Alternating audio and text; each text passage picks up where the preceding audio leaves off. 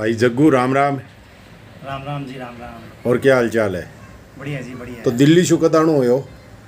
दिल्ली में आया हूँ 27 तारीख में। अच्छा अच्छा। और आजकल तो एयर इंडिया में है ये। हाँ जी, मैं एयर इंडिया में हूँ। एयर इंडिया अभी टाटा की हो गई है अच्छा, 2022 में। निजीकरण हो गया इसका। हाँ, एयर इंडिया पहले सरकारी कंपनी थी, हाँ हाँ। सरकारी उड्डयन कंपनी, जिसको एविएशन बोलते हैं। और 2022 में सरकार ने इसका निजीकरण करके और टाटा को सौंप दिया गया इसका जो मैनेजमेंट है। पहले ये टाटा की थी एयर इंडिया। हाँ हाँ। अच्छा, पहले टाटा की थी क्या? हाँ, टाटा सन्स नाम से थी, 1930 में शुरू हुई थी। हम्म। टाटा देश का पहला कमर्शियल पायलट था।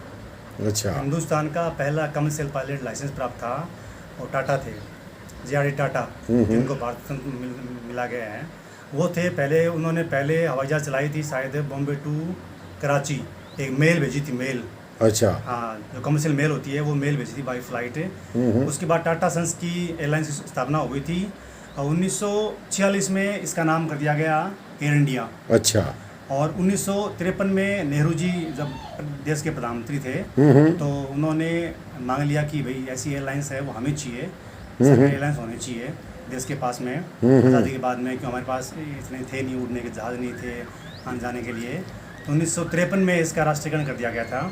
अच्छा तब से अच्छा। लेके और 2022 तक एयर इंडिया देश की राष्ट्रीय कंपनी थी, राष्ट्रीय उड्डयन कंपनी थी। और 2022 में क्योंकि सरकारी कंपनी थी तो बहुत से इश्यूज थे, बहुत से लॉस में थी, बिकॉज ऑफ कर्मचारी, बिकॉज ऑफ सेक्टर, बहुत सेक्टर लॉस में थे। और ये चीज़ है, एक कमर्शियल है, तो सरकारी जो कंपनी होती है उससे हैंडल हो नहीं पा रही थी। अच्छा अच्छा। हाँ, ढंग से। तो इसलिए फिर सरकार ने सोचा कि इतना बड़ा लॉस हो रखा है, अब इस लॉस को कवर करना बहुत मुश्किल है। सरकार हर साल इसको बजट दे रही है, 10,000 करोड़, 5,000 करोड़। हाँ, फिर भी ये नहीं हाँ, भरपाई हो रही है। हाँ, कर्मचारियों की सैलरी नहीं मिल पा रही टाइम से, ये लॉस है, वो लॉस है। तो नहीं, तो इसका कारण क्या था? ये जो निजी विमान कंपनियां, उसकी चुनौती थी क्या, या कोई और कारण? 1990-92 तक ये एयरलाइंस एक ही थी, एयर इंडिया। अच्छा अच्छा। स्काई में, पूरे आकाश में एक ही थी। हाँ हाँ। तो सब यही था, ऑप्शन था, आपको न्यूयॉर्क जाना है, आपको बेंगलोर जाना है, आपको दिल्ली जाना है, कहीं जाना है तो एयर इंडिया में जाना पड़ेगा आपको। अच्छा अच्छा। लेकिन 90 के बाद में जब मनमोहन सिंह जब वो थे, क्या नाम, प्रधानमंत्री। थे, पीवी अच्छा, नरसिम्हा सरकार थी, तो उसने वो निजीकरण की एक पॉलिसी लाई थी, मतलब पूरा मार्केट खोल दिया गया था देश में। तो उसमें आई थी ओपन स्काई पॉलिसी। अच्छा अच्छा, ओपन स्काई पॉलिसी। हाँ, खुला आसमान। हाँ, खुला आसमान नीति। तो उसमें फिर जेट एयरवेज आपकी, फिर उसके बाद में सहारा है आपकी, फिर मोदी है, फिर आपकी ये क्या नाम है, डेक्कन थी, बहुत सी एयरलाइंस और आ गई। तो फिर कंपटीशन बढ़ गया अच्छा आपका। अच्छा। फिर 2005 में इंडिगो लॉन्च हो गई, उसके बाद फिर गो एयर आ गई, उसमें फिर मोदी, ईस्ट वेस्ट, MDLR, बहुत सी एयरलाइंस आ गई। अच्छा तो अच्छा। कंपटीशन करना पड़ा एयर इंडिया को।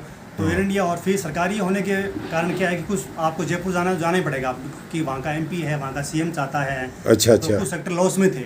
हाँ हाँ। मान लो आपको जाना है यहाँ दिल्ली से बेंगलोर, सवारी है 10 या 20 है, लेकिन आप जाना पड़ेगा क्योंकि आपकी बाउंडेशन है। हाँ हाँ। भले जैसे जस्ट लाइक रोडवेज है। हाँ हाँ, बंधन बंधन था। है, क्योंकि भले खाली जाली चलानी पड़ेगी आपको। वो भी कारण था। फिर बहुत से चीज़ें थी उसमें। मैनेजमेंट टाटा खुद था, उसका मैनेजमेंट था, डायरेक्टर था, वो सारी चीज़ खुद देखता था। उसने फिर 90 के बाद में उसने छोड़ दिया था मैनेजमेंट का हिस्सा। तो फिर संभल नहीं पाई सरकार से, वो कंपटीशन हो नहीं पाया। तो अब लगभग कितनी की ये कंपनियां हैं जो इसमें एयरलाइन में काम करती है? इंडिया में 5-6 एयरलाइंस है, मेजर एयरलाइंस जो है। अभी टाटा मेन है। अच्छा, मेन टाटा है। टाटा के पास मेन, टाटा के बाद में जो प्राइवेट एयरलाइंस है वो है आपकी इंडिगो, आपकी गो एयर और स्पाइस जेट। अच्छा अच्छा। हाँ। 3-4 तो टाटा अकेले के पास ही है। हाँ, टाटा की जो कंपनी थी हमारी, जो टाटा की एयर इंडिया एक्सप्रेस थी, वो टाटा की पहले टाटा की थी। उसमें शेयर टाटा के शेयर थे, तो उसने टाटा को ले लिया। विस्तारा है वो टाटा की है। विस्तारा जो है वो सिंगापुर एयरलाइंस की और टाटा का था, दोनों का, तो उसको खुद अपने ले लिए है। तो टाटा के पास अभी 4 एयरलाइंस है, air India, Indian airlines, Vistara और एयर इंडिया एक्सप्रेस। अच्छा अच्छा। तो और चारों ये मिला किंग के फिशर चर्चा में रही है। किंग फिशर किन के पास है आजकल? किंगफिशर तो बिक गई, वो तो विजय माल्या ने शुरू की थी अब किसके पास है? 2005 में। अब किसके पास कुछ नहीं है। अच्छा, शून्य हो गई वो। शून्य होगी उसके किंग फिशर का वो अस्तित्व ही नहीं रहा क्या अलग विजय से? माल्या साहब थे, वो उनके वो टीम थी, किंगफिशर बियर थी, किंगफिशर जो बेवरेजेस थे, किंगफिशर का पानी आता था, सब कुछ था, मालिक था उसका। वो भी बिकॉज ऑफ एयरलाइंस में क्या है भाई साहब, लॉस जो है ना, प्रॉफिट का मार्जिन बहुत कम होता है। 100 रुपये में 95 रुपये आपको खर्च करने पड़ते हैं। आप अच्छा, अच्छा। 5 रुपये बिल्कुल परसेंटेज और मुनाफे का competition कम बहुत होता है। रहता। आपको एयरलाइंस को, आपको पैसेंजर को बढ़िया सुविधा देनी पड़ती है। आपको खाना पीना बढ़िया, सब कुछ बढ़िया, बेवरेज। तो इंडियन एयरलाइंस का विदेशों में लगभग सभी देशों में है क्या इनका? एयर इंडिया का विदेश में, हमारा एयर इंडिया के अलावा कम से कम 52 या 50 डेस्टिनेशन कवर करती है अच्छा अच्छा। Air India. हाँ हाँ हाँ। हाँ, यहाँ से आपको पड़ोसी नेपाल मान लो, आपको श्रीलंका मान लो, यूरोप में पूरा यूरोप, ऑलमोस्ट यूरोप कवर करती है। यूएस में उसके 5 सेक्टर है, अमेरिका में उसके 5 सेक्टर, डायरेक्ट एयर इंडिया से यहाँ दिल्ली से कनेक्शन है।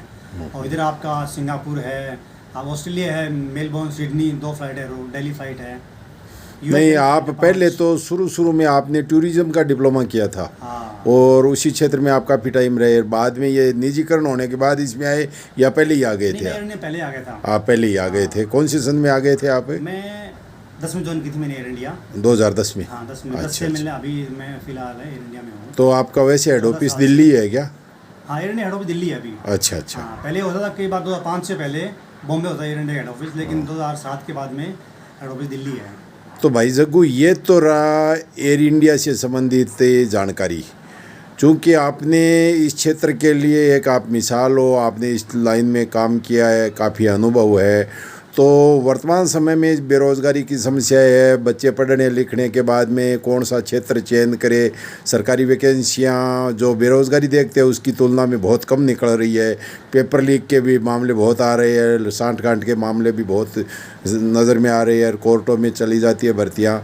तो मैं आपसे अलग से जानकारी लेना चाहूँगा कि इस संबंध में जो नौजवान है, जो युवा पीढ़ी है, पढ़ लिखे, जो किसी क्षेत्र में अपना भाग्य आजमाना चाहती है या एम्प्लॉयड होना चाहती है, उस क्षेत्र में मैं आपसे थोड़ी अलग से जानकारी लूँगा, तो वो आपको अलग से मैं वीडियो बनाऊंगा। दोस्तों, मेरा यूट्यूब चैनल जीवन आधार, जिसके माध्यम से ये भाई जग्गू मेघवाल है, जो रामसी सरबेड़वाड़िया के रहने वाले, काफ़ी समय से इनमें टूरिज़्म के बाद इंडियन एयरलाइंस में काम कर रहे हैं, तो इनसे हम रूबरू हुए थे और इनसे विशेष जानकारी अलग से वीडियो में देंगे।